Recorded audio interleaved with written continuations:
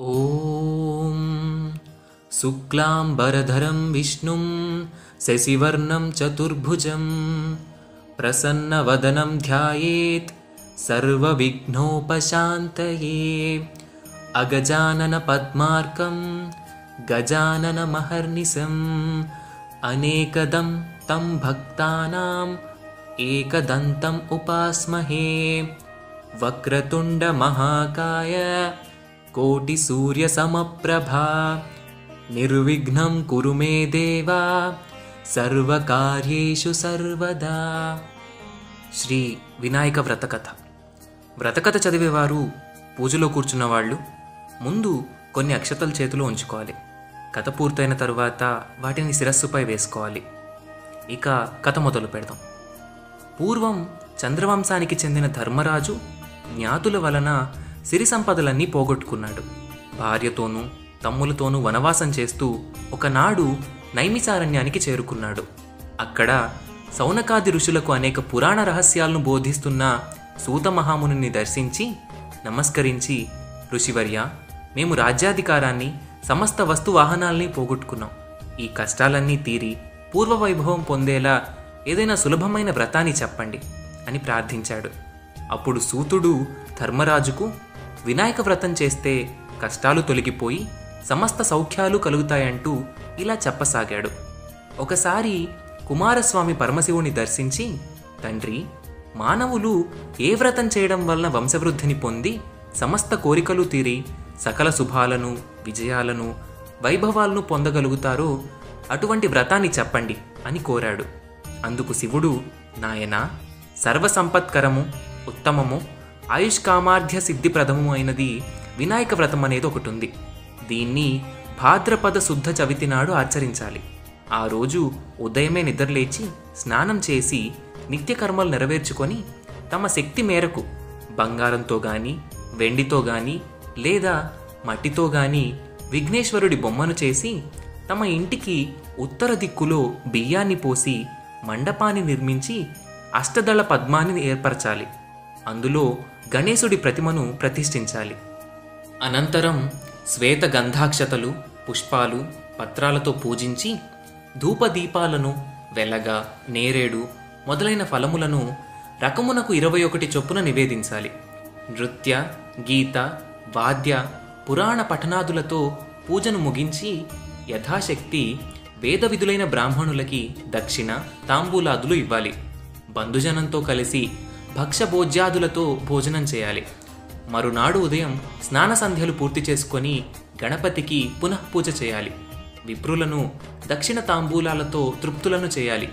ఈ విధంగా ఎవరైతే వినాయక వ్రతాన్ని చేస్తారో వాళ్ళకి గణపతి ప్రసాదం వలన సకల కార్యాలు సిద్ధిస్తాయి.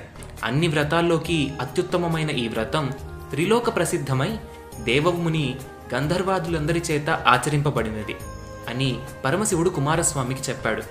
కనుక ధర్మరాజా, నువ్వు కూడా ఈ వ్రతాన్ని ఆచరించినట్లయితే నీ శత్రువులను జయించి సమస్త సుఖాల్ని పొందుతావు. గతంలో విదర్భ యువరాణి దమయంతి ఈ వ్రతం చేయడం వల్ల తాను ప్రేమించిన నలమహారాజును పెళ్లాడగలిగింది. శ్రీకృష్ణుడంతటి వాడే ఈ వ్రతం చేయడం వలన శమంతకమణితో పాటుగా జాంబవతి, సత్యమామ అనే ఇతరు కన్యామణులను కూడా పొందగలిగాడు. ఆ కథ చెప్తా విను అంటూ ఇలా చెప్పసాగాడు. పూర్వం గజముఖుడైన గజాసురుడు శివుడి కోసం తపస్సు చేశాడు. అతని తపస్సుకు మెచ్చి పరమశివుడు ప్రత్యక్షమై వరం కోరుకోమన్నాడు.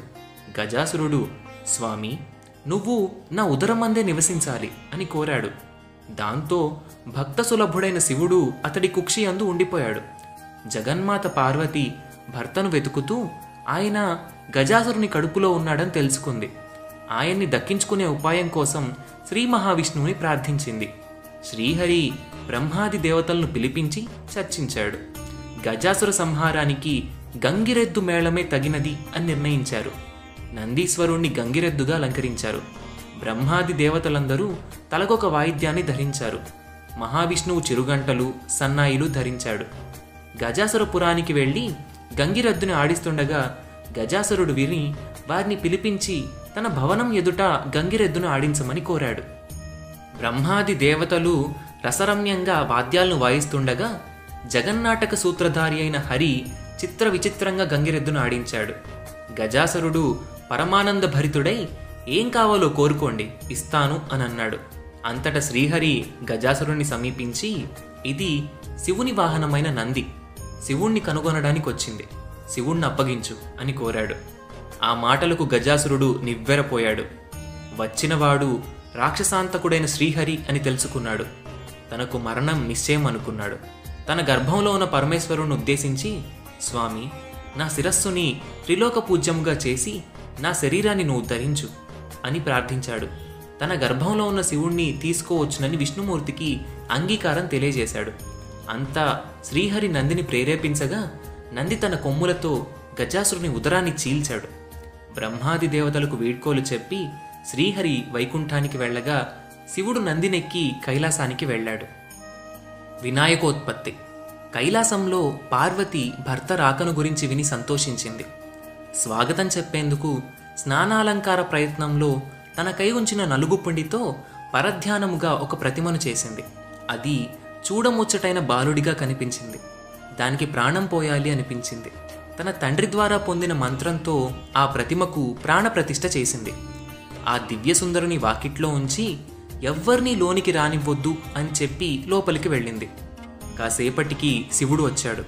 వాకిట్లో ఉన్న బాలుడు పరమశివుణ్ణి అభ్యంతర మందిరంలోనికి పోనివ్వకుండా అడ్డుకున్నాడు. తన ఇంట్లోకి తనకే అవరోధమా అని శివుడు కోపంతో రగిలిపోయాడు. రౌద్రంతో ఆ బాలుని శిరచ్ఛేదం చేసి లోపలికి వెళ్ళాడు. శివపార్వతుల సంభాషణ మధ్య ద్వారం దగ్గర బాలుడి గురించి మాటలు దొర్లాయి. శివుడు తాను ఆ బాలుడి శిరస్సు వధించినట్లు తెలిపాడు. విషయం తెలుసుకున్న పార్వతి విలపించింది. శివుడు కూడా చింతించాడు. వెంటనే తన వద్దనున్న గజాసురుని శిరస్సును ఆ బాలుడి మొండానికి అతికించి ఆ శిరస్సుకు శాశ్వతత్వాన్ని, త్రిలోక పూజ్యతను కలిగించాడు. గణేశుడు గజాననుడై శివపార్వతుల ముద్దుల పట్టి అయినాడు. ఆ తరువాత శివపార్వతులకు కుమారస్వామి జన్మించాడు. విఘ్నేశాధిపత్యం. ఒకనాడు దేవతలు, మునులు, మానవులు పరమేశ్వరుని సేవించి విఘ్నములకు ఒక అధిపతినివ్వమని కోరారు. గజాననుడు తాను జ్యేష్ఠుణ్ణి కనుక ఆధిపత్యం తనకివ్వమని కోరాడు. గజాననుడు మరగుజ్జువాడు, అనర్హుడు, అసమర్థుడు. కాబట్టి ఆధిపత్యం తనకే ఇవ్వాలని కుమారస్వామి తండ్రిని వేడుకున్నాడు. అందుకని శివుడు తన కుమారులను ఉద్దేశించి, మీ ఇరువురిలో ఎవరు ముల్లోకముల్లోని పవిత్ర నదులన్నింటిలో స్నానం చేసి ముందుగా నా వద్దకి వస్తారో వారికి ఈ ఆధిపత్యం లభిస్తుంది అని చెప్పాడు. అంతే, కుమారస్వామి తన వాహనం నెమలిపైన వెంటనే బయలుదేరాడు. గజాననుడు అచేతనుడయ్యాడు. మందగమనుడైన తాను తన వాహనమైన ఎలుకపై ముల్లోకాల్లోని నదులన్నింటిలో వేగంగా స్నానం చేసి రావడం కష్టసాధ్యమని తరుణోపాయం చెప్పమని తండ్రిని వేడుకున్నాడు. వినాయకుడి బుద్ధి సూక్ష్మతకు మురిసిపోయిన శివుడు నారాయణ మంత్రాన్ని అనుగ్రహించాడు. నారములు అనగా జలములు. జలములన్నీ నారాయణుని ఆధీనములు, అంటే నారాయణ మంత్రం ఆధీనంలో ఉంటాయి. వినాయకుడు ఆ మంత్రం చదువుతూ తల్లిదండ్రుల చుట్టూ ప్రదక్షిణం చేయడం ప్రారంభించాడు. ఆ మంత్రం ప్రభావాన ప్రతి తీర్థంలో కుమారస్వామి కన్నా ముందు వినాయకుడే ప్రత్యక్షం కావడం ప్రారంభించాడు. ఇలా 3,50,00,000 నదులలో వినాయకుడే ముందుగా స్నానమాచరించడం చూసిన కుమారస్వామి ఆశ్చర్యపడి కైలాసానికి వెళ్ళాడు. తండ్రి పక్కనే ఉన్న గజాననుణ్ణి చూసి నమస్కరించి, తండ్రి, అన్నగారి మహిమ తెలియక ఆధిపత్యం అడిగాను, క్షమించండి, ఈ ఆధిపత్యం అన్నగారికే ఇవ్వండి అని ప్రార్థించాడు. అంతా పరమేశ్వరుడు భాద్రపద శుద్ధ చవితి నాడు గజాననునికి విఘ్నాధిపత్యం ఇచ్చాడు. ఆనాడు సర్వదేశస్థులు విఘ్నేశ్వరునికి కుడుములు, ఉండ్రాళ్ళు మొదలైన పిండి వంటలు, టెంకాయలు, తేనె, అరటిపండ్లు, పానకం, వడపప్పు మొదలైనవి సమర్పించి పూజించగా విఘ్నేశ్వరుడు సంతుష్టుడై కొన్ని భక్షించి, కొన్ని వాహనమునకిచ్చి, కొన్ని చేత ధరించి సూర్యాస్తమయ వేళకు కైలాసానకు వెళ్ళి తల్లిదండ్రులకు ప్రణామం చేయబోయాడు. ఉదరం భూమి కానినా చేతులు భూమి కానవు, చేతులు భూమి కానినా ఉదరం భూమి కానదు. ఈ విధంగా ఇబ్బంది పడుతుండగా శివుని శిరస్సులో ఉన్న చంద్రుడు వినాయకుడి అవస్థ చూసి నవ్వాడు. రాజదృష్టి సోకిన రాళ్లు కూడా నుగ్గవుతాయి అన్నట్టు విఘ్నదేవుని ఉదరం పగిలి లోపలున్న కుడుములన్నీ ఆ ప్రదేశంలో పడి వినాయకుడు మృతి చెందాడు. అది చూసి పార్వతీదేవి ఆగ్రహంతో చంద్రుణ్ణి, పాపాత్ముడా, నీ దృష్టి తగిలి నా కుమారుడు మరణించాడు, కాబట్టి నిన్ను చూసిన వారు పాపాత్ములై నీలాప నిందలు పొందురుగాక అని శపించింది. ఇప్పుడు కొబ్బరికాయ కొట్టి నీళ్లు వినాయక విగ్రహంపై చల్లాలి. ఋషిపత్నులకు నీలాప నిందలు. ఆ సమయంలో సప్తమహర్షులు యజ్ఞం చేస్తూ తమ భార్యలతో అగ్ని ప్రదక్షిణం చేస్తున్నారు. అగ్నిదేవుడు ఋషిపత్నులను మోహించి శాప భయంతో అశక్తుడై క్షీణించడం ప్రారంభించాడు. అగ్ని భార్య అయిన స్వాహాదేవి అది గ్రహించి అరుంధతి రూపం కాకుండా మిగిలిన ఋషిపత్నుల రూపం ధరించి పతిని సంతోషపెట్టేందుకు ప్రయత్నించింది. అగ్నిదేవునితో ఉన్నది తమ భార్యలే అని శంకించి ఋషులు తమ భార్యలను విడనాడారు. ఋషిపత్నులు చంద్రుణ్ణి చూడటం వల్లే వారికి ఈ నీలాపనింద కలిగింది. ఋషిపత్నులకు వచ్చిన ఆపదను దేవతలు, మునులు పరమేశ్వరునకు తెలపగా అతడు అగ్నిహోత్రుని భార్యయే ఋషిపత్నుల రూపం ధరించిందని చెప్పి ఋషులను సమాధానపరిచాడు. అప్పుడు బ్రహ్మ కైలాసానికి వచ్చి మృతుడై పడి ఉన్న విఘ్నేశ్వరుణ్ణి బ్రతికించాడు. అంత దేవాదులు, పార్వతి, నీ శాపం వల్ల ముల్లోకాలకు కీడు వాటిల్లుతోంది, నీ శాపాన్ని ఉపసంహరించుకోమని ప్రార్థించారు. వినాయక చవితి నాడు మాత్రమే చంద్రుణ్ణి చూడరాదు అని శాపాన్ని సడలించింది పార్వతీదేవి. శమంతకోపాఖ్యానం. ద్వాపర యుగంలో భాద్రపద శుద్ధ చవితి నాటి రాత్రి క్షీరప్రియుడైన శ్రీకృష్ణుడు ఆకాశం వంక చూడకుండా గోశాలకు వెళ్లి పాలు పితుకుతున్నాడు. అనుకోకుండా పాలలో చంద్రుని ప్రతిబింబాన్ని చూసి అయ్యో నాకెలాంటి ఆపనింద రానున్నదో అని అనుకున్నాడు. కొన్నాళ్లకు సత్రాజిత్తు అనే ఒకతను సూర్యుని వరంతో శమంతకమణిని సంపాదించి ద్వారకా పట్టణానికి శ్రీకృష్ణ దర్శనార్థమై వెళ్ళాడు. శ్రీకృష్ణుడు ఆ మణిని రాజుకు ఇవ్వవలసిందని, దానితో రాజ్యాభివృద్ధి జరుగుతుందని అడిగాడు. దానికి సత్రాజిత్తు ఇంత మహిమ కలిగిన శమంతకమణిని ఇవ్వడానికి నిరాకరించాడు. తరువాత ఒకరోజు సత్రాజిత్తు తమ్ముడైన ప్రసేనుడు ఆ మణిని ధరించి వేటకు వెళ్ళాడు. ఒక సింహం దాన్ని మాంసపు కంఠము అని భావించి ప్రసేనుడిని సంహరించి మణిని తీసుకుపోతుండగా ఒక భల్లూకం ఆ సింహాన్ని చంపి మణిని తన కుమార్తె జాంబవతికి ఆడుకోవడానికి ఇచ్చాడు. మణి కోసం శ్రీకృష్ణుడే తన తమ్ముణ్ణి సంహరించాడు అని సత్రాజిత్తు పట్టణంలో చాటించాడు. అది విన్న శ్రీకృష్ణుడు చవితి రాత్రి చంద్రుణ్ణి చూసిన దోష ఫలమే ఇదంతా అనుకున్నాడు. దాన్ని పోగొట్టుకోవడానికి బంధుమిత్ర సమేతుడై అడవికి వెళ్ళగా అక్కడొక చోట ప్రసేనుని కళేబరం, సింహం కాలిజాడలు, ఎలుగుబంటి అడుగుజాడలు కనిపించాయి. ఆ దారినే వెళుతూ ఒక పర్వత గుహద్వారాన్ని చూసి శ్రీకృష్ణుడు తన వారందరినీ అక్కడే ఉండమని చెప్పి ఒక్కడే గుహలోపలికి వెళ్ళి ఉయ్యాల్లో ఊగుతున్న మణిని చూశాడు. దాన్ని తీసుకొని వెనుక తిరుగుతుండగా ఉయ్యాల్లో నిద్రిస్తున్న బాలిక ఏడవడం మొదలుపెట్టింది. అది చూసి జాంబవంతుడు కృష్ణుడితో తలపడ్డాడు. ఇద్దరి మధ్య 28 రోజుల పాటు నిరవధికంగా యుద్ధం జరిగింది. బండరాళ్లతో, వృక్షాలతో, ముష్టిఘాతాలతో ఇరువురు ఒకరినొకరు గాయపరుచుకుంటున్నారు.